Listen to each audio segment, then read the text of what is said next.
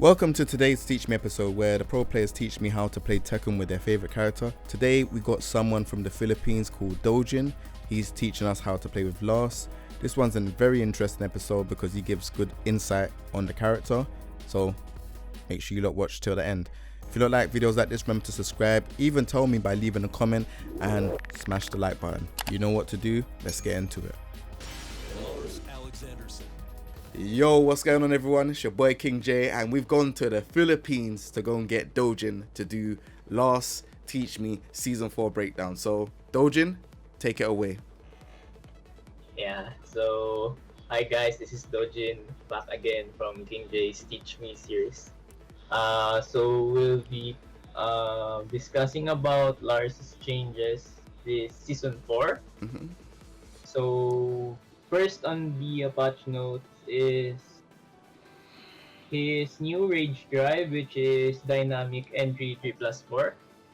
So I would say that this is a great addition to Lars because not only it can serve as a pressure tool to opponents in terms of his stance, because his dynamic entry now is, I would say, the strongest version of his dynamic entry. When they added his forward 40 to dynamic entry, they basically gave Lars a mind games in dynamic entry. Aside from that, his new rage drive deals a huge amount of damage when done standing, but I see its purpose more of a combo extender, especially in the wall. So it really deals a huge amount of damage, and yeah, it's really good. Very good addition for me. Okay, cool. Can you turn on rage and just show me how it looks against the wall, like as in a combo? Yeah. Rage. So it'll be your yeah. I'm not sure if I'll be able to pull this off, but Yeah, we're in Parsec, so. Oh, there we go. Okay. wait. Probably just do like shoulder bar. There we go. Whoa. Delay. The delay that bad? Yeah. Okay. Whoa. Whoa. Wait, maybe this one. Oops, the angle messed up. Oh, no. Yeah, like that. I'll mash. Oh I man. was gonna do down block 2-1 for Dauntless 2, but I think you guys know what I'm talking about. And then down back 2-1 into shoulder barge. Yeah. Okay, cool. Just like that. I think because obviously for the people that are watching, we're on Parsec, so it's a bit difficult, and we're doing from London, UK London, to the Philippines, so it's a bit difficult. Oh, there we go. Yeah. We got it. Was able to pull it off. All right, cool. So then, if we turn off rage, we'll talk about the next stuff. Okay, so the novel changes 1-1-1, so they changed the damage from 7, 10, 15 to 7, 8, 20. Yeah. This is So basically, okay. Are you gonna say something? no, I was gonna say this seems pretty strong. Yeah, it is. It is. It's a I would say another great addition for Lars, and his 1-1-1 from Season 3. Correct me if I'm wrong, but it was kinda very, or at least not hit confirmable, but now sometimes I can hit confirm it, but you guys can really share your thoughts on this. But sometimes I really get to experience hit confirming Lars' 1-1-1. Aside from that, since they gave Lars a counter hit 10 frame wall splat, you can actually play Lars now as a how do you call this? More of a bait type of character. So you will now see lots of Lars using their negatives more often. So like if you do DF1, which is on block is -1, they would usually go 1-1-1 since Lars doesn't have a 11 frame that will trade. So yeah, I think it's a good addition, especially the damage being buffed or increased. That's pretty good. Okay, cool. And then we have the next one, which is down 3 down. They changed the frame of advantage when blocked from -12 to -10 on block, and they changed the frame of advantage upon hit from +5 to +7. I'm not gonna lie, but okay. Go on. Are you gonna say something? No. I was quiet. Okay, not gonna lie, but his 3 down actually doesn't have a purpose. Probably one of his unuseful moves. Because if you're gonna do a 15 frame high and might as well, or if you're gonna use that for whiff punish, might as well use forward 2-4. It's faster, high. It has a lot of damage and higher reward compared to 3 down, which you will get only plus frames. That will be the only reward. But I have discovered something from his 3 down. I think it was last month. But can I show you? I will only be able to show you if we could change to Lars and Gunryu. Is that okay? That's okay, of course. Yeah. So this should I pick Gunryu or Lars? Or you could pick Lars. I'll pick Ganryu, or whichever way you want to do it. Okay. Gunryu. So you should be near like seasons, like near the end, like season 3 characters. Oh, yeah, he's you're there the end, yeah, DLC, yeah. There we go.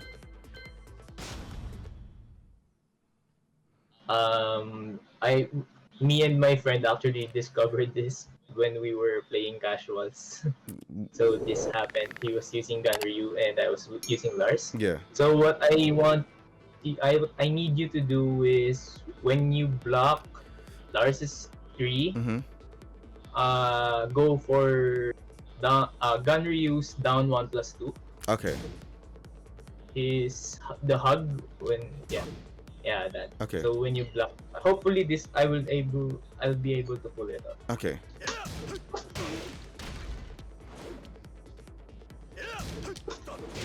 What? Yeah. So that happened in our match between me and my friend.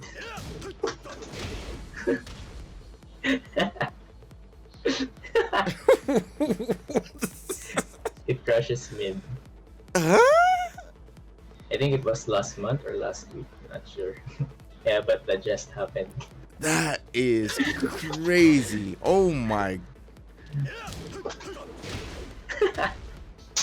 Wow. That's crazy. It's kind of weird. Yeah, that's crazy. All right, let's set it back to Lars versus Lars and Lars. Yeah. That's yeah. Thank you for sharing that. This character. Wow. Weird, huh? That is very weird. Okay, cool. So we gotta get on to more. See, Lars seems a lot more better this season, but I'm gonna ask you later on what you think of Lars. But yeah, we'll get on to the other changes. So we guys.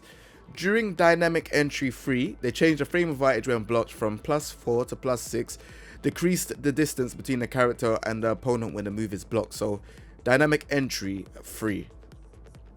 Where is that? Show me. There we go. This one. Yeah.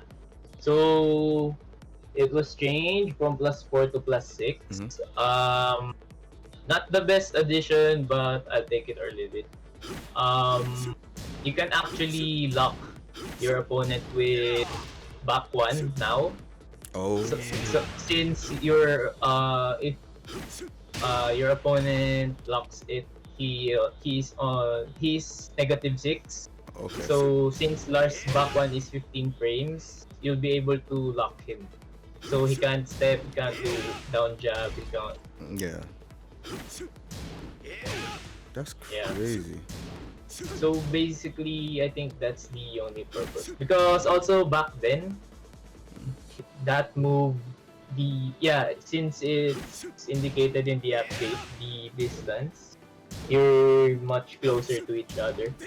Because back then, its only purpose was nothing. Because the gap between you and your opponent is really far. So it's like you'll treat it as a neutral move back then.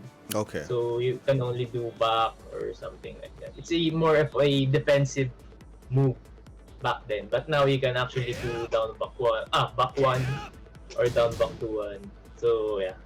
Okay, cool. And then we have during silent entry down forward 1, they change opponent's behavior when a move lands as a counter hit. So let's see what that looks like. If you do it to me. Yeah. So it actually looks like his orbital from Tekken 6 and Tekken Tag 2 when it hits counter hit. So you can actually combo him. But I would say it's kind of too much for me, at least, because he doesn't actually need it, in my own opinion. So if I think it's how do I say this? Nah, you're cool. You think it's too much? It's not a necessary addition for Lars, in my opinion. But if I were to change it, maybe same as Shaheen's 4-4. So if that hits counter hit, I can get a guaranteed down 1+2. Oh, like a knockdown. That's fair for me. Just a flat knockdown. Yeah. Okay. Yeah. That's kind of fair for me compared to this. Because this is 0 on block, so it's quite a lot. Yeah, since it's 0 on block, it's kind of OP for me. Yeah. But the challenge here is getting access to silent entry stance, or how you'll be able to use it effectively. Yeah, that makes sense. Okay, so we have silent entry 2. They say they changed the frame advantage when blocked from -13 to -12. Changed the frame advantage upon hit from +5 to +6. Silent entry 2 is low. Yeah, it used to be -13. And from +5 they change it to +6. Not bad for me. Not bad. Kinda take it or leave it for me. Also, if you try to down jab back then, you will trade with Lars's full crouch DF2. But now, since it's +6 and Lars's full crouch DF2 is 15 frames, even though if you down jab, you'll get counter hit, and without the opponent receiving any small amount of damage. So for me, it's average, or I would say good addition. Okay, cool. And then we have the new move, which I think is absolutely a game changer. I think it's really made Lars something else. Yeah. This one. Safe. Double mid. Yeah. And so, it's like a good what would you call it? It's a good combo, kind of like it kind of like extends the person. I'm not really a Lars main, but there we go. Look how far you've gone. That move alone made a lot of possibility for Lars and potential. Yeah. That move alone. So yeah, we're going back. His silent entry 3+4 is, I think, 13 frames. Yeah, 13 frames. It's +6 on block and +11 on hit, if I remember correctly. Yeah. +11 on hit. Yeah, plus 11. That's So crazy. mostly you get guaranteed. You can lock him with, if you hit him with silent entry 3 plus 4, you can easily lock him with down 2. So down 2 is 18 frames and 0. So it's a good follow-up tool.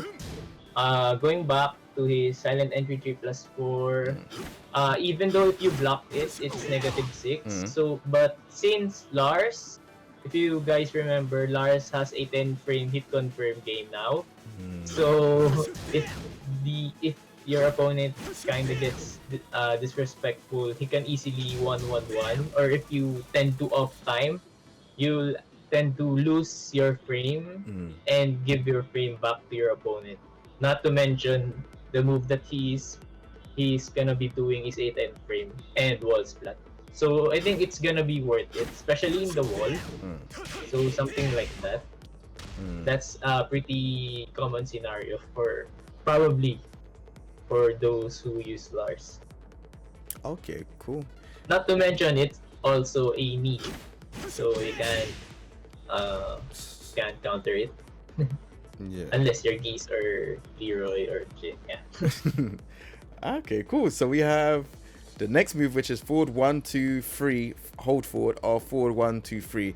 So the first hit, they increase the load range of the attack, and the third hit, they change the opponent's behavior when it lands as a counter hit. So that is it this? Yeah, that's one. That's it. Oh, what does it do on counter hit on the third hit? I didn't know. Let me change. Oh, sorry. You did it to me. Wait. Oh, whoops. So I was meant to get my bad. Oh, it staggers. Yeah, you can easily pull off a combo from it now. What? This character's moved up a couple tiers, man. So the first hit increased the lower range of the attack. I'm not gonna lie, you can't actually feel the changes of it. It still feels the same from the past season. So that's it. Okay. Third hit, change the opponent's behavior when the move lands as a counter hit. So yeah, as you have seen, if the third hit of his forward 1, 2, 3 hits you on counter hit, Lars can actually perform a combo.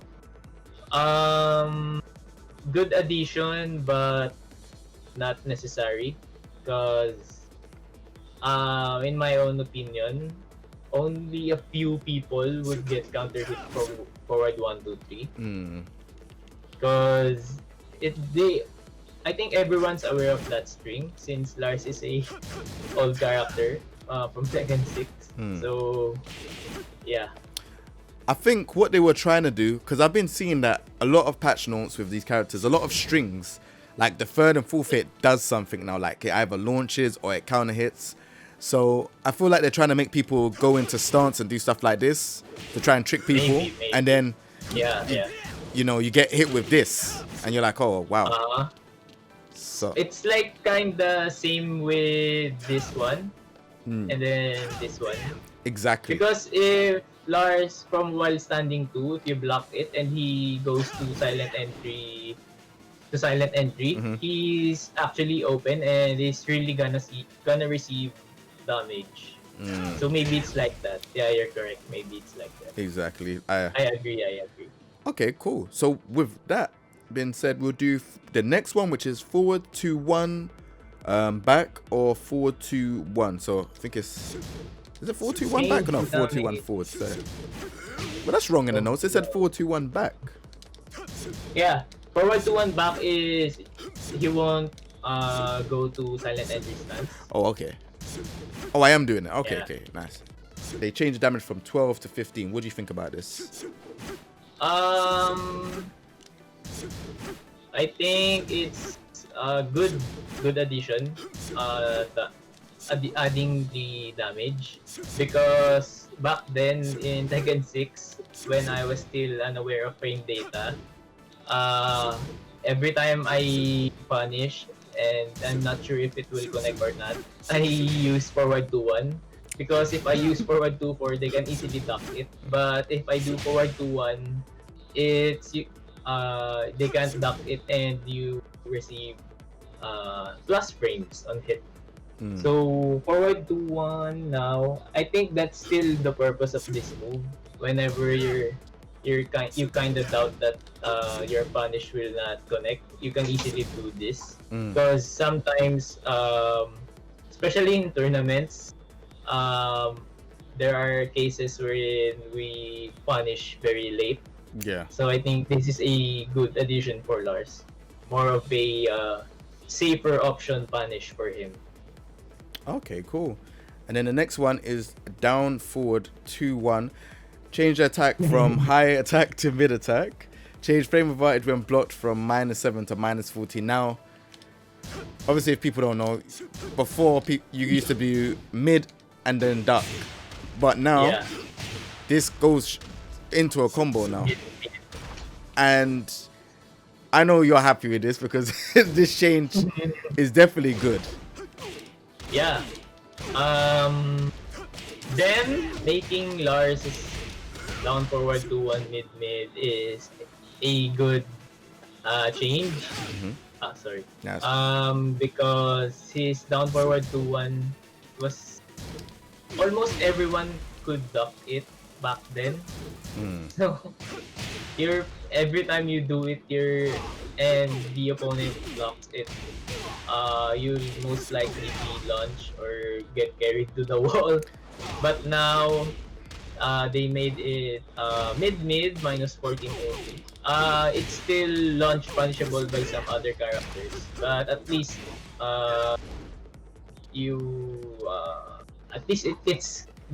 it has become a more of a safer option or safer version of down forward to one compared to back then.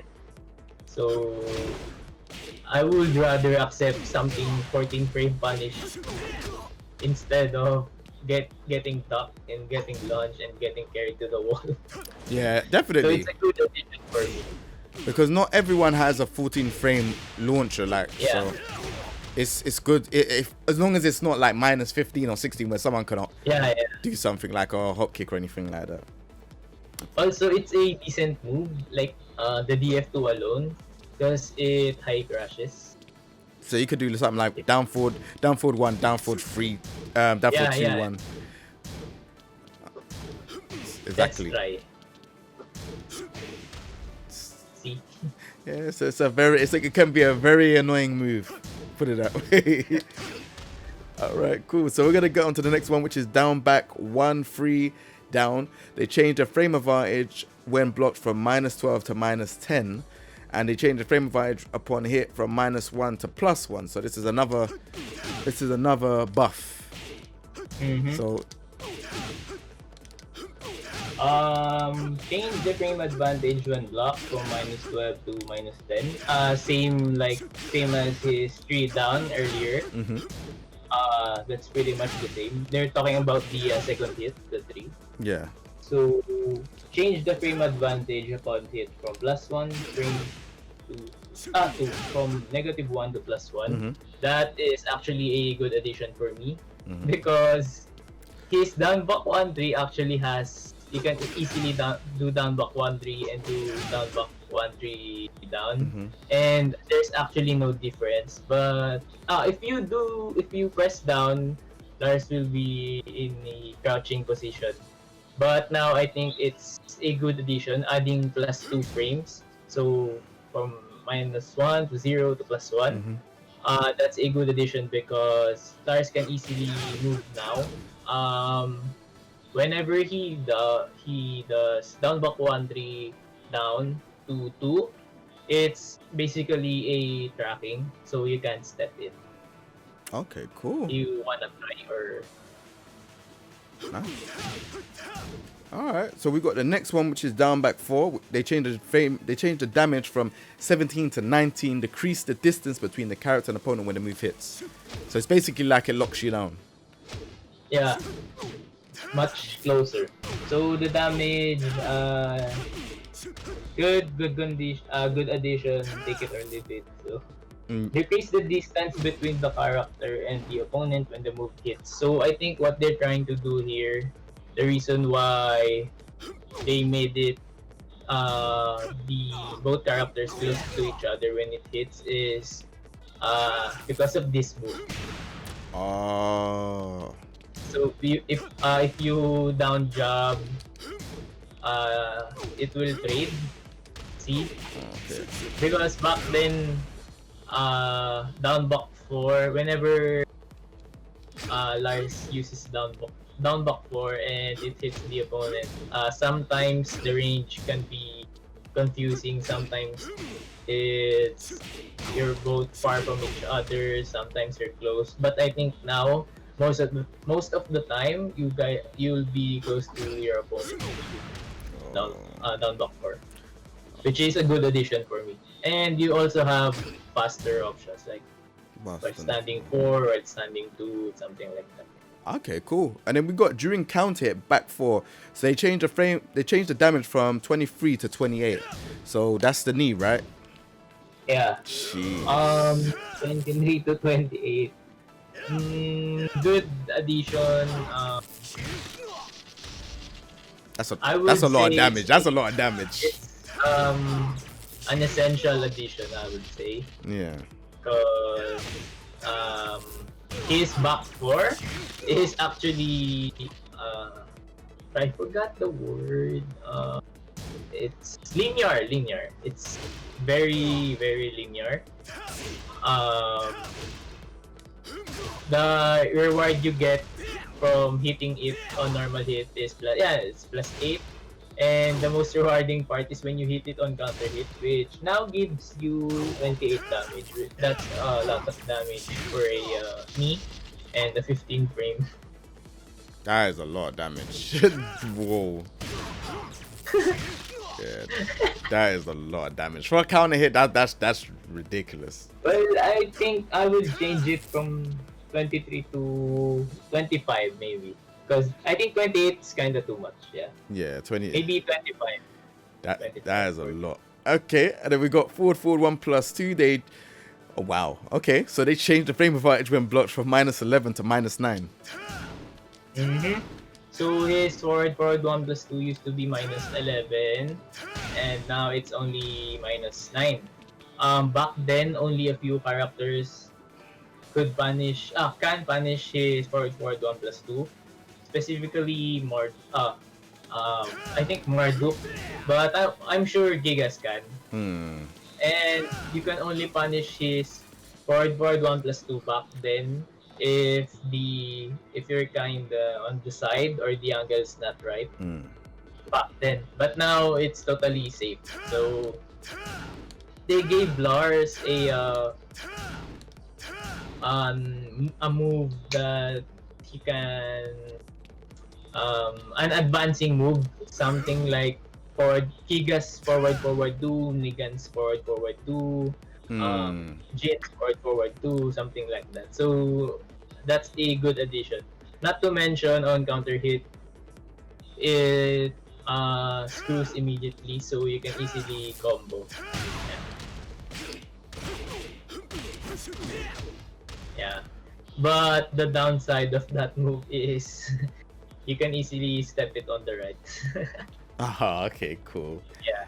And then we got the next change, which is I think most of these characters had it, so I don't think we need to talk much about it. It's the running free, so they increased the lower range of the attack and fixed an issue which the opponent could shorten the recovery time via crouch input when the move was blocked.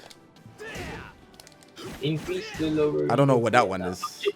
Actually, this change, even some of my friends who main Lars, they actually don't feel any changes to his running tree as well. So that's the only change that I don't know actually. Because not even my friends, they can't feel anything new or something changed to his running tree. Yeah. Okay. Well, we'll move on. We'll move on from that one. The last one is While Rising 2-1. Wow. Okay, so they changed the opponent's behavior when the move lands as a counter hit. Wow. Oh my gosh. Man, Lars has moved up a couple tiers. This is crazy. So I think the reason why they gave Lars a launcher, counter hit launcher from the second hit of his while standing 2-1 is because, as I've mentioned earlier, if Lars does while standing 2 and transitions to silent entry, he's guaranteed to receive damage if the opponent is aware. But since the opponent has to press almost immediately, they gave him a counter hit second hit, which I think he kind of deserves it. Yeah. You think he deserves it? Yes, for me. Yeah. Nah, that makes sense. I feel like it's still a bit too strong though, because obviously when you block this is like it's minus 12, right? If you just block. Yeah. Maybe change it to minus 13. Yeah, change it to minus 13. I think that because you can't be getting a launch off a counter hit off of that. That's crazy. You can mix me up. Plus you can get a counter hit launcher. Wow, it's so much. All right, cool. So we've gone through all the changes. What do you think about Lars' strengths and weaknesses in season 4? Lars' strengths and weaknesses on season 4. Can I go with his weaknesses first, or yeah, you could go. You could choose it whichever way. Okay, so his weaknesses first. His counter hit game is kind of sloppy. Although, except for a scenario wherein he's crouching, because this is the only viable tool for him for his counter hit game. And also, another move that he has is, as I mentioned earlier, is forward 1+2. On counter hit, it screws immediately. But as I've said earlier as well, his forward 1+2 can be easily stepped. So I think his his counter hit game is still sloppy for me. Next, his lows from neutral are a bit risky, but his lows from silent entry is rewarding. I would say this is his best low at the moment. And next to that will probably be this one. So his full crush DF1+2 has decent damage, not the best frame advantage, but I'll take it or leave it. His down buck 4. There are times that I can see his down buck 4, so I think maybe change it a bit or what. So yeah. And his forward 40, high risk, high reward, low. So yeah, his lows are still risky for me. Another weakness that I think Lars has is his backdash. I mean, it's below average. Yeah. You can actually feel it. Yeah, it's. So his movement is not the worst, but below average, I would say. Yeah. Another thing is, yes, you can easily shut down Lars by stepping on the right. Lars gets shut down. Just step right, Lars is dead. Whoa. Believe me. Okay, cool. So what's the strengths then? Lars' strengths, his strength in season 4 specifically, his wall carry, I would say probably the best wall carry in the game as of now. Wall carry, that's there. Combo damage, I would say above average for me. Because most of the time, if he launches you, you're most likely get carried to the wall. Since, as I've mentioned, he has the probably farthest or best wall carry in the game as of now. And yeah, decent damage, wall carry. Yeah. Yeah. Another thing is his whiff, punish, and punishes on block. They're pretty decent. He has 12 frame decent range, 13 frame mid, which is kind of useful because there are characters when, for example, Kuma Panda, if they do a forward 3, 4, 1 plus 2, and they go to stance, they're minus 13 exactly. So since Lars' forward 1 plus 4 is 13, he has punish to that. Because some characters can only punish it with DF1, DF4, 13 frames. Because some 13 frames of other characters are high. Also, he has he was gifted. This is since Tekken 6. His forward back to 1 is 14 frames, which I am really grateful because not all characters have 14 frame launchers. Thank you, Harada. For 15 frames is Arc Blast, the forward 1 plus 2. They actually increased the range of it. I think it was a season 3 patch, not sure. But yeah, 16 frames, a forward 3, it launches, it crushes high, it crushes low, and for some weird reasons, it can actually crush mid in some cases.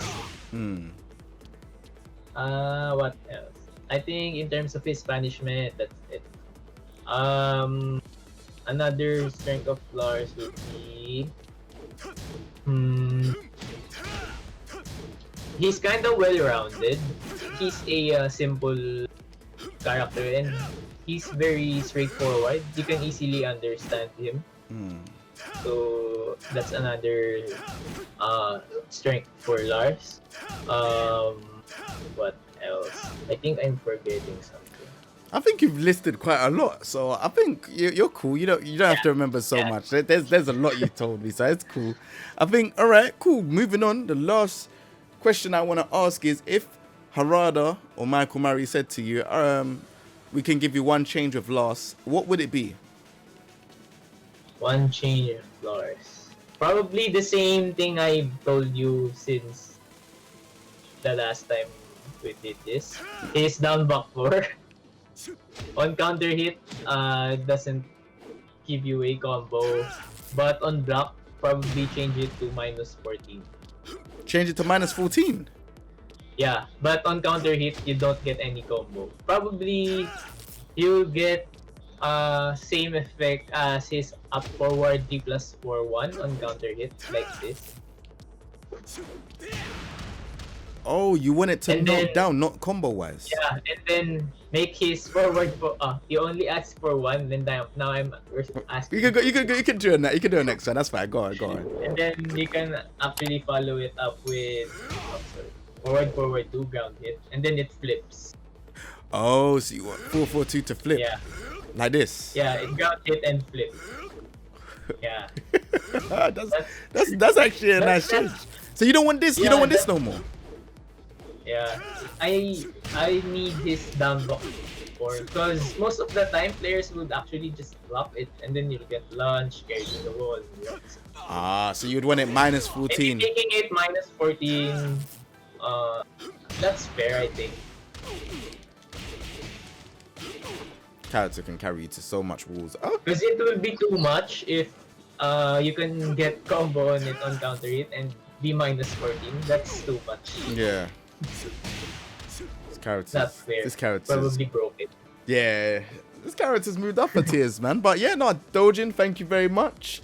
Really appreciate you coming out. Well, it's like we got a different time. It's like 3:13 over here PM, and it's what time? Oh, it's 11:13 8 PM here. 11:13 PM. See, look at the time zone differences, everyone, man. So if people wanted to find you, where could they find you on social media? So like Twitter, do you stream, YouTube? Let them know. So my social media accounts are PH Doujin on Instagram and Twitter, and YouTube. And I stream on Facebook on my page. My page is Andre Doujin Alvar. So hopefully you guys could pay me a visit and follow me on my social media accounts to give you guys an update on my Tekken contents. All right, you lot heard it from him, man. Make sure you lot go follow him, man. He's an excellent, talented player as well. And every time I see him, he makes me laugh as well. So go check him out. If you lot like this episode, remember to subscribe as well. Leave a like, leave a comment. We're going to be on to the next episode. Take it easy, everyone. Peace.